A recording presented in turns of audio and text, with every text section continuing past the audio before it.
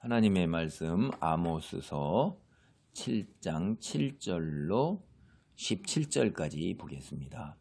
아모스가 본 환상이 5가지예요. 이 심판의 환상이 첫째는 메뚜기 재앙이고 두 번째는 불의 재앙입니다. 이것으로 인해서 고통받는 사람들이 일반 백성들이에요. 그래서 이 아모스가 이것을 보고 간절히 하나님께 중보기도를 해서 7장 3절과 6절을 보면 뜻을 돌이키셨으므로 이것이 이루어지지 아니하리라 이렇게 하는 거예요.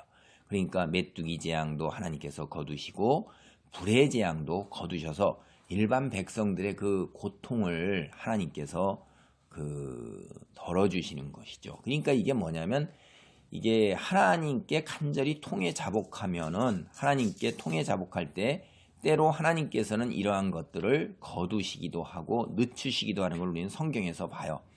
그런데 이제 셋째 재앙이 다림줄 환상을 본 거예요. 그게 다림줄인데 이게 7절로부터 9절까지예요. 그 다음에 여기에 대해서 이제 10절로부터 17절까지는 그 베델의 제사장 아마샤는 종교 지도자를 대표하는 것입니다. 북이스라엘의 종교 지도자들의 그 부패 상황이 그대로 드러난 거예요. 그래서 아모스, 하나님의 사람 아모스를 갖다가 대적하는 것입니다. 자, 세 번째로 보여준 7절로부터 9절까지 하나님께서 보여주시는 환상입니다. 또 내게 보이신 것이 이러하니라. 다림줄을 가지고 쌓은 담 곁에 주께서 손에 다림줄을 잡고 서셨더니 여호와께서 내게 이르시되 아모스야 내가 무엇을 보느냐? 내가 대답하되 다림줄이니이다. 주께서 이르시되 내가 다림줄을 내 백성 이스라엘 가운데 두고 다시는 용서하지 아니하리니 이삭의 산당들이 황폐되며 이스라엘의 성소들이 파괴될 것이라. 내가 일어나 칼로 여로보암의 집을 치리라 하시니라. 다림줄 환상을 봐서 이게 하나님의 이제 심판으로 하나님의 무서운 진노의 심판이 이제 내린다 하는 이야기를 했을 때 중보기도를 하지 않습니다. 이것은 뒤에 나오는 이야기 종교 지도자와 사회적 그 지도자들 왕을 비롯한 이런 사람들이 다 부패한 거예요. 그 부패했고 하나님께 더 이상 중보기도를 하지 않습니다. 그래 이 심판은 그대로 이루어지는 심판이에요. 이 다림줄이라는 것은 여러분 우리가 이렇게 담을 쌓을 때 이 위에서 줄을 내려가지고 줄이 수직이 됐나 안 됐나 이런 걸 보는 거 있죠. 이 건축을 할 때 담 쌓거나 집을 질 때 보면 목수나 이런 분들이 그 위에서부터 아래로 쭉 해서 중력으로 줄이 딱 내려오면 수직이 됩니다. 그러니까 담이 수직이 돼야지 조금이라도 기울어지면 어떻게 되겠어요? 그 다림줄이 기준이고 그 기준의 다림줄하고 평행하게 딱 맞지 않으면 조금이라도 기운 겁니다. 그렇게 될 때는 쌓은 것을 정말로 아깝지만은 다 허물고 새로 쌓을 수밖에 없어요. 그대로 놔두면 결국은 담이 어떻게 됩니까? 다 넘어가는 거예요. 그래서 늘 다림줄을 세워놓고 한 단 한 단 올라갈 때마다 그 다림줄에 맞춰서 똑바로 되지 않는 거는 다시 쌓습니다. 그리고 마지막에 다 쌓아도 또 다림줄을 가지고선 딱 지어서 정확하게 수직이 됐는가를 보는 거예요. 그게 다림줄인 거래요. 이스라엘 백성이 어때요? 이스라엘 백성 가운데 하나님이 다림줄을 가지고 섰습니다. 측량을 해봅니다. 백성이 기울었어요. 백성이 의지하는 것, 백성 자체가 이들이 하나님의 말씀의 기준에 기울었기 때문에 어떻게 되겠어요? 백성, 이스라엘 백성 다 허물어야 되는 거예요. 그리고 새로 쌓으시는 거예요. 그게 다 허물고 대부분 죽고 남은 자들이 이제 먼 이방 땅으로 끌려가고 거기서부터 새로 시작된 것이 스가랴, 수룹바벨, 학개 우리가 뒤에 나오죠 다? 그런 사람들이라 이 말이에요. 여러분 이건 무서운 심판이에요. 다 대부분이다. 이스라엘 자체가 완전히 다 허물어지는 거예요. 벽을 다 새로 허물어야 되니까.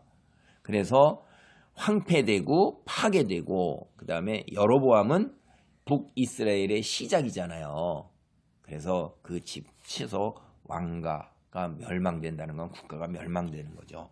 이제 10절로부터 17절까지의 말씀은 이 북이스라엘의 제사장 아마샤 종교 지도자가 아모스를 모함하고 왕에게 호소해서 왕의 힘을 빌어서 이제 정치적인 힘을 빌어서 아모스를 갖다가 죽이고자 하는 것입니다.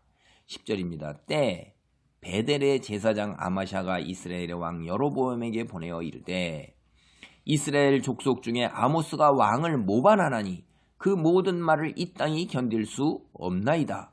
아모스가 말하기를 여로보암은 칼에 죽겠고 이스라엘은 반드시 사로잡혀 그 땅에서 떠나겠나 하나이다. 이 악한 자들은요, 그 말을 옮겨도 그대로 옮기질 않아요. 그거를 변개하고 바꾼다 이 말이에요. 또는 덧붙여요. 아담과 하와에게 왔을 때에 사탄이 뭐라고 그랬어요? 하나님의 말씀을 거짓으로 이야기를 하잖아요. 그럴 때 이 하와가 하나님의 말씀을 또 바꿔요. 반드시 죽으리라 했는데 혹 죽을까 하노라. 이렇게 바꾸잖아요. 이 하나님의 말씀을 바꾸는 것, 1.1획이라도 바꾼다는 거는 그건 저주고 심판이에요. 여기는 또 근데 하나님 말씀뿐만 아니라 인간들은 말을 옮길 때 언제 아모스가 왕을 모반해요.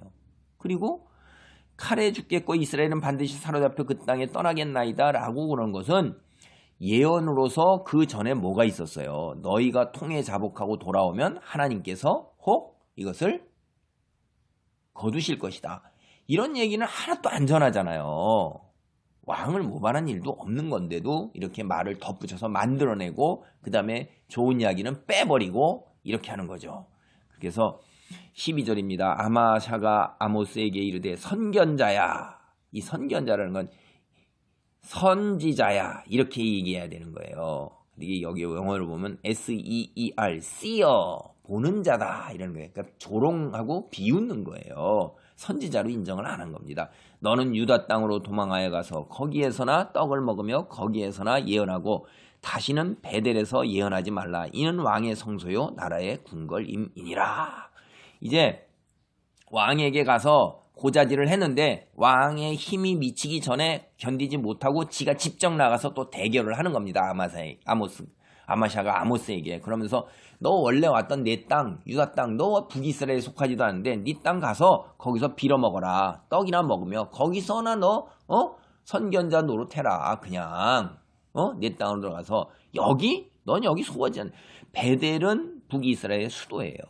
여기에 와가지고 네가 뭘 떠들고 있느냐. 여기는 왕이 다스리는 수도다 하는 이야기예요. 그러니까 아모스가 아마샤에게 대답하여 이르되 나는 선지자가 아니며 선지자의 아들도 아니라 나는 목자여 뽕나무를 재배하는 자로서 양떼를 따를 때에 여호와께서 나를 데려다가 여호와께서 내게 이르시기를 가서 내 백성 이스라엘에게 예언하라 하셨나니 나를 선지자로 세운 나를 하나님의 사람으로 세운 사람이 누구라고요? 여호와라는 얘기예요. 너는 누구냐? 아마샤가 진짜로 누가 세웠어요?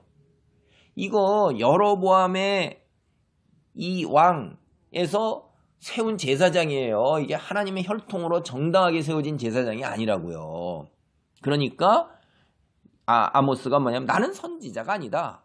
나는 그렇게 세워진 선지자가 아니라는 이야기로 되받아치는 겁니다. 나는 그냥 농부고 목자고 그런데 하나님께서 나를 세웠다. 그러니까 내가 이야기를 할 수밖에 없는 거다. 너는 선지자지. 근데 어떤 선지자요? 정치적으로 세운 선지자 아니냐? 네가 무슨 하나님께서 세운 선지자고 하나님의 말씀의 기준으로 세워진 선지자냐? 넌 아니라는 거예요. 그래서 16절 이제 너는 여호와의 말씀을 들을지니라. 여태껏 아모스는 누구에게 얘기했어요? 이스라엘 민족과 남유다, 백성과 종교 정치지도자 전체를 향해서 외쳤던 걸 이제 아마샤 개인이 이게 북이스라엘 종교 지도자를 대표하는 거예요. 그 종교 지도자가 이런 정도로 썩은 겁니다. 하나님의 말씀을 바로 볼 줄도 모르고 들을 줄도 모르는 거예요. 그러니까 거기에 대해서 이 개인에 대한 이제 심판을 얘기를 합니다. 내가 이르기를 이스라엘에 대하여 예언하지 말며 이삭의 집을 향하여 경고하지 말라 하므로 여호와께서 이와 같이 말씀하시기를 내 아내는 성읍 가운데서 창녀가 될 것이요 내 자녀들은 칼에 엎드러지며 내 땅은 측량하여 나누어질 것이며 너는 더러운 땅에서 죽을 것이요 이스라엘은 반드시 사로잡혀 그의 땅에서 떠나리라 하셨느니라.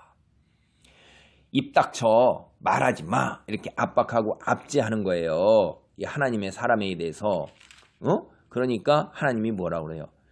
집안이 풍지박산 나는 우선 내 집안부터 풍지박산 내겠다. 하나님의 사람을 대적하는 너부터. 그래갖고 부인은 장녀가 될 것이고 얼마나 수치스러운 거예요 이게. 자녀들은 칼에 다 죽어요. 이 고대 전쟁이 간 곳에는 이 어린아이들의 다 시체예요. 왜 그러냐면 이 조금 어른들은 노예로 팔아먹거나 일을 시켜먹을 수가 있잖아요. 또는 이렇게 창녀로도 팔아먹고 쓸 수가 있는데 어린애들은 식량만 축내는 거예요. 일손도 안 돼요. 그래서 고대 전쟁에서 옛날 이런 사회에는 전쟁이 일어나면 어린아이들은 그냥 다 죽였고요. 여자들도 대부분 다 죽였어요. 쓸모없는 여자들하고 다. 그러니까 죽는 거예요. 그 다음에 내 땅은 측량하여 나누어질 것이며 이게 얼마나 부패했느냐 하는 거예요. 이 탐욕이에요. 땅을 가지고 있잖아요. 제사장은 땅을 갖지 못합니다. 레위 지파는요. 원래 제사장은 하나님께서 하나님을 바라보고 하나님만 의지하고 순종하면 하나님이 먹여주시는 거예요. 온 백성들 공동체가 12지파에서 레위 지파는 땅 분배를 못 받는 겁니다. 하나님이 그렇게 말씀을 하셨어요.